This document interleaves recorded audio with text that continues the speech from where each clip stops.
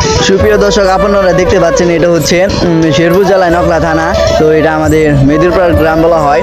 গ্রাম সকালে আমি স্কুলে যাওয়ার আগে দেখছিলাম যে পানি নাই, কিন্তু হঠাৎ স্কুলতে আসার পরে প্রাইভেট পড়া আসার পরে দেখেন বাড়ি করে কি আমার একজন বন্ধু কি সমবয়সী, সে আমার সাথে পড়াশোনা করে। তো তাদের বাড়িতে দেখেন কি অবস্থা, পানির হাল। তাদের গরু ছাগল সব অন্য স্থানে নেওয়া হয়েছে। তাদের সব দেখেন ঘর বাড়ি আসবাবপত্র যা আছে সব অন্য জায়গায় নেওয়া হয়েছে। আর দেখতে তো পাচ্ছেন ঘরের ভিতরে 8 মান পানি, তো উঠানেও দেখতে পাচ্ছেন পানি। তো সবাই তো দেখতে পারলেন আমাদের এলাকায় কিরকম ভাবে পানি কি বন্যা হয়েছে, একদিনের ভিতরে কি বন্যা হয়েছে। তো ঘর বাড়ি উঠছে 8 মান পানি, বাড়ির ভিতরে 8 মান পানি। তো এখন আমরা কোথায় যাবো এটা ভাবার চিন্তা নাই। তো চুলা কোনো আগুন ধরানোর সিস্টেম নাই, রাস্তাঘাটে পানি দেখতে পাচ্ছেন। এটা হচ্ছে রাস্তা, আর বাড়ির সাথে হচ্ছে রাস্তাটা তাও। তো কেউ আলম দিয়ে মাছ মারছে, আবার কেউ দেখেন গরু ছাগল নিয়ে কেউ জিনিসপত্র নিয়ে তার বাড়ি থেকে টান এলাকায় চলে যাচ্ছে। তো সবাই কেউ উল্লাসভাবে পুষ্করণীর মাছ ঘুরে গেছে, সবাই ধরতেছে। আর পোলা মানে ফাইজলাইম করতেছে, নতুন বন্যা আইছে, তারা তো আর কিছু বুঝে না। তো এটা আমরা হচ্ছে এই এলাকাটা বলতে এই সড়কটা আমরা অনেক ভিডিও করতাম, তো ভিডিও বানাইছি জানেনি। তো যারা দেখেন, আর এই দেখেন বাড়িঘর সব গরু ছাগল যা আছে সব লয়ে গেছে মুরব্বী, তাদের বাড়ি ঘরে। আর এই সড়কের মধ্যে যদি কোমর সমান পানি হয়, তাদের বাড়ির কিরম পানি হবে বুঝতেই পারছেন।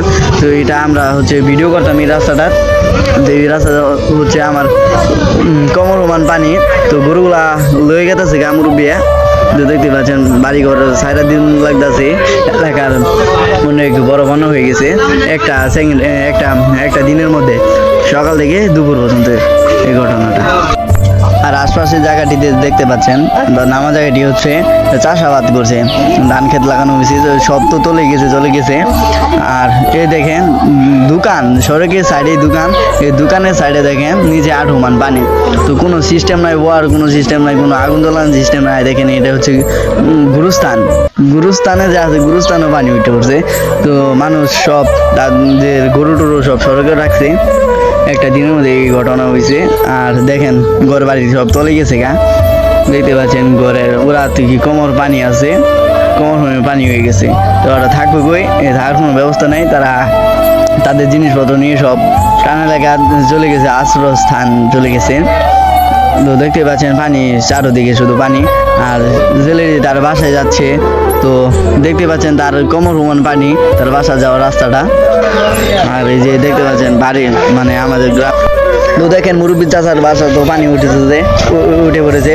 মুরব্বী বলতেছে তার থাকা খাওয়ার কোনো ব্যবস্থা নাই, ও রান্না চুলায় কোনো আগুন ধরানোর ব্যবস্থা নাই। তো না খায় আছে পুরো একদিনের ভিতরে যে এত কিছু হবে এটা থেকে কেউ ধারণা বাইরে, যে উঠানের ভিতরে 8 মান পানি হবে। তো গরু টরু খাওয়ার কোনো জায়গা নাই, গলির মধ্যে পানি উঠছে মুরগি টুরগি তো এটি থাকা তো জায়গায় নেই, সব সে আশ্রয়কেন্দ্রতে সব এসে পড়েছে। তো দেখতে পাচ্ছেন বাড়ি ঘরে যে অবস্থা, চারদিকে শুধু পানি আর পানি। তো বন্যা একদিনের ভিতরে এই ঘটনাটা ঘটছে, তো সবার ধারণার বাইরে। তো আমাদের এলাকাটা বন্যায় আর সবকিছুই তো দেখালাম আমাদের এলাকার অবস্থা। তো আমার জীবনের ফার্স্ট এতটুকু বন্যা আমি দেখলাম, আমার জীবনে আর কখনো দেখি নেই। তো সবাই দোয়া করবেন আমাদের এলাকায় যাতে বন্যা বেশি দিন না থাকে।